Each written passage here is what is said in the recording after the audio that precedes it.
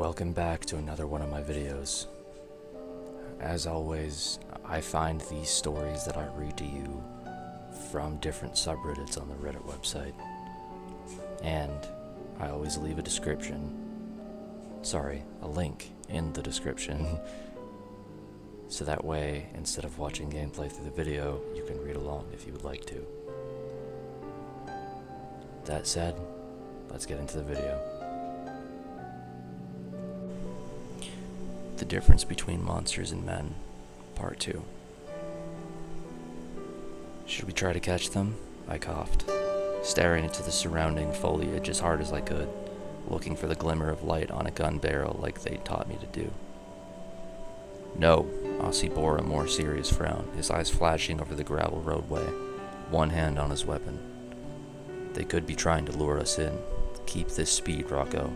Everyone else, watch your sectors, and stay frosty. He picked up his radio mic to mutter something into it for the other Humvees behind us, and I forced myself to breathe slowly. The truck is bulletproof, I thought to myself. My hands were clammy and cold on the carbine tucked beneath my skinny knees. I'd received some basic combat instruction from the Mercs when I'd joined them a week ago, in preparation for this mission. Thankfully, I'd made a good enough impression on my squad mates that they'd taken the time to train with me extensively, but I'd never been shot at before, and the thought that I might have to duck bullets soon gave me chills. Oh hey, slow down, slow down. I whirled at the surprised gasp from Tex, and my jaw dropped. We rolled past the point in the road where the white pickup came from, and found ourselves face to face with 3 burned-out MRAP Cougars, high-tech armored trucks that made Humvees look like jokes. Only frontline units got those, and since we were strictly recon, HQ hadn't felt we'd need them. But these trucks were fire-blackened, their bulletproof glass windows pockmarked with impact holes, and 3 large craters in the road were ringed with chunks of rubber and scrap metal. Hanging suspended from a nearby oak tree were the bodies. Rocco slowed to a near crawl, and even Aussie seemed too stunned to reprimand him. Close to a dozen dead men hung in the late spring breeze, their clothes burnt and bloody with bits of yellow nylon, toe straps wrapped around their bent necks. Small cardboard signs fluttered from orange plastic baler twine draped over their shoulders. The words daubed on in crude black lettering. Go home, killer. This isn't your land. Thanks for the ammo, jackboot. Do you want to see your families again? Then leave ours alone. 3 weeks. Rocco gripped the steering wheel so tight his ebony knuckles tinged gray. A frustrated tone to his voice. 3 weeks ago, we rolled right down this road, handing out MREs and water bottles to the locals. One kid even saluted me. Aussie scowled at the signs and spat out his open window into the dirt. It's those blokes from that zoo over the ridge. See all the copper shards on the road? Bet you anything they've got this whole road mined with EFPs. My brow furrowed, and I dared to lean forward in my seat. EFPs? Explosive formed projectile. Tex shifted on his feet in the gun turret, the barrel of his .240 machine gun still trained on the shrubs. Basically, you take a bunch of pennies or scrap copper and pack it over some explosives in a concrete tube. When it blows, the copper turns molten and can cut through anything, even hardened steel. Taliban used it on our convoys all the time. At that thought, I swallowed a dusty lump in my throat. But why would they shoot at us? We're trying to help them. That's what we said in Afghanistan, Aussie sighed, his eyes staring right through the dead soldiers and into some faraway place I couldn't see. Didn't make a lick of a difference there either. I think we're done with this road, Rocco. Take the next left, and we'll try to move around it.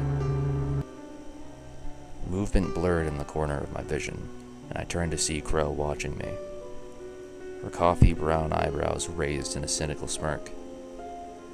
I waited for her to say something cutting, to berate me for my naive questions. But as always, she turned her head to stare back out the truck window. We drove on in silence, leaving the dead men and their ruined trucks behind us. Aussie claimed we'd go back for them, but somehow I doubted the corpses would even be there come the morning. I'd been briefed extensively on the anomaly situation in Barron County, Ohio, and there were few things in these hills that would pass up a free meal. A rare cosmic event, reality warp plane breach, electromagnetic cellular mutation.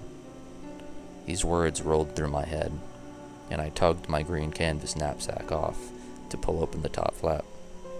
Nestled beside my company issue Geiger counter and electromagnetic scanner, the red folder glared back at me like a wasp in a trap. Before this job, I'd loved biology, fascinated with examining the strange mysteries of nature and why things were the way they were. But now, with my textbooks effectively reduced to worthless toilet paper by the nightmares that populated this forsaken place, I'd grown to hate my chosen field. Keeping the folder pressed deep within the confines of my bag, I peeled the cover open and shuffled through the contents. Type 1, the Oak Walker. Origin unknown, food source unknown, largest organic anomaly known to date. Highly intelligent bipedal organism, capable of telekinesis and short-range telepathy. Physiology resembles plant structures, such as trees and branches, though it retains a humanoid appearance. Has shown unique ability to create anomaly life forms from surrounding biological material. Extremely dangerous, believed to be extinct at time of recording. See persons of interest file for individuals connected to sightings. I swallowed a dusty lump in my throat and peered at the artist's rendition of what corporate thought the creature looked like. An unearthly face made from what mass of tangled branches with no eyes, and a crown of sharp twigs. Even staring into the face of the thing felt wrong, despite the picture being nothing but a sketch, and I paged over to the next creature to avoid my nausea returning. Type 2, the Echo Spider, the largest of the Techno family.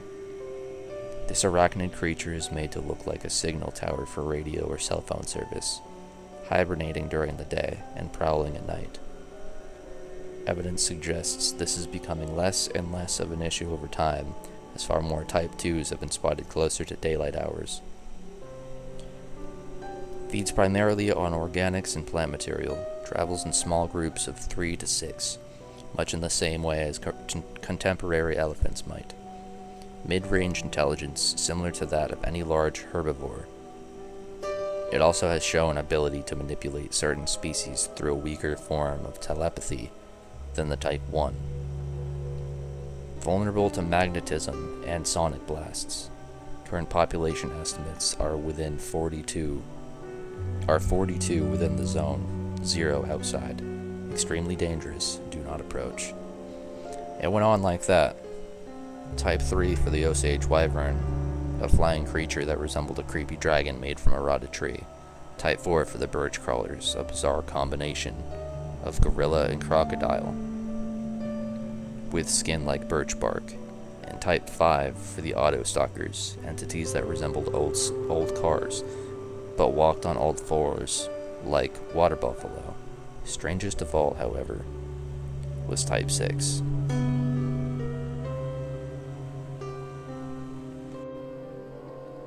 If you liked that video, then like the video. If you're going to bed soon, sweet dreams. And if you have a full day ahead of you, I hope it goes well. Thank you for taking your time to spend on watching one of my videos on my channel, and I'll catch you in the next one. Ciao.